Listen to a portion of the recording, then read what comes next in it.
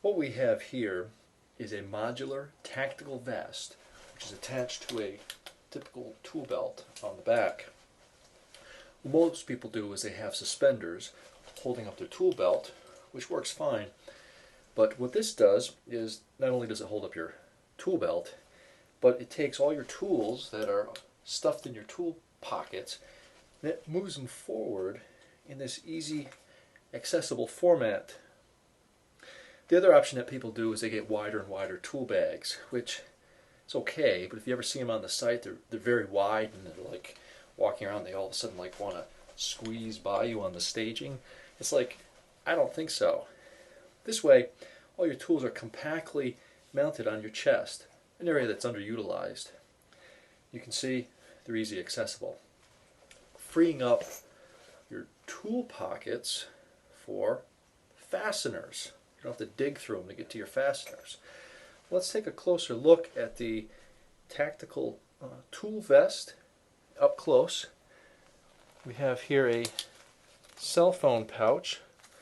Of course, everyone would want to have a cell phone pouch right up there close by, out of the way of harm. Right next to it we have something that's very useful. No matter what you do, you need a multi-tool pouch. Both these pockets were existing pockets that were modified to fit the vest. Now this vest is set up to do layout. So there I have things like my lumber crayons for specialized marking. Okay, and I have some custom pockets made for pens and pencils. That one made here. And another, like I said, I do layout, so sometimes you need a sight level. There you go, there's a sight level. Sometimes you need to take a shot, therefore I don't have to go back to the truck to get it or wonder where it is. It's nicely protected there. And over here in this modular flashbang grenade pocket, we have extra chalk. Again, I don't have to go back to the truck to get it. It's right on me when I run out. There we go. Now I said I do mostly layout, but every once in a while I have to tack down some Tyvek that's flapping because it's interfering with my chalk line. Hammer tacker with a box of staples off to the side, and then that goes in like this. Now this was a custom-made pocket, however I got the idea of the pistol pockets because that's what it looks like, a pistol. You can probably just use a pistol pocket for that, but there you go. Come over to the other side. What we have here is a pocket up here for a Stanley Fatmax laser measurer. I use that quite a bit. Of course, more pens and pencils. Can't have enough of those. Now here's something handy. It's one of those handy hooks mounted to the vest. That's good for temporarily holding stuff. You can go up a ladder. You don't have a place to put this in your tool pack on the back. Hands are free.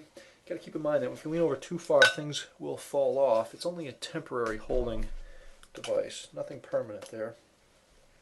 Now we move on to my typical plumb bob and line. I have to get a gammon reel someday and make a pocket for that, but right now I don't have one, so I just have to live with what I got. So there you go. And then I have these here, which are I have two. Notice I have two chalk lines.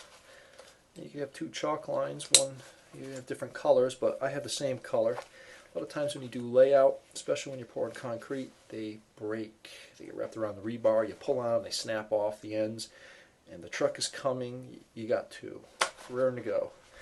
Here, pocket lined with hard plastic. It's to hold my camera, which is filming this as we speak, so it's not in there. And here's something that everyone should have, but no one ever does. Look at that. Safety glasses. Why don't people wear safety glasses? Because they're somewhere else in your truck or toolbox and they're never on you, so you can just quickly grab them. Again, that's a flashbang grenade pouch which nicely holds safety glasses. So that's the outside of the vest. What we have on the inside here is we have a hydration sleeve in the back. which is very important because especially on concrete day when you're pouring the truck show up, you don't have time to stop to do anything. Can't even get a drink of water. You get all dehydrated. Now, since it's the vest, we have duct tape for emergency repairs. On this side you can put whatnots like your gloves. You can also store a set of 11 by 17 plans, folded in half, stuck in there. However, they will get sweaty, so you got to keep that in mind. Now, as I said, there's a typical tool belt mounted on the back, nothing fancy. There's your hammer, there's your knife. On this side, got a flat bar, which I use a lot, and a custom-made leather pouch for that. Made that a long time ago. Typical tape. Again, nothing fancy, typical pouch. But here's something that I need a lot. I make a lot of story poles, measuring devices, temporary fixtures. Bow saw with a sheath on it. Fits right back there. Instead of looking for an extension cord or your cordless drill, most people can't fit their cordless saws. They can't fit them on their tool vest. This fits nicely in the back, just like that. So there you have it. Here it is up close, real slow. The tactical tool vest. Very efficient. Very easy to move around in. Very nice to have. Hope you enjoyed the show.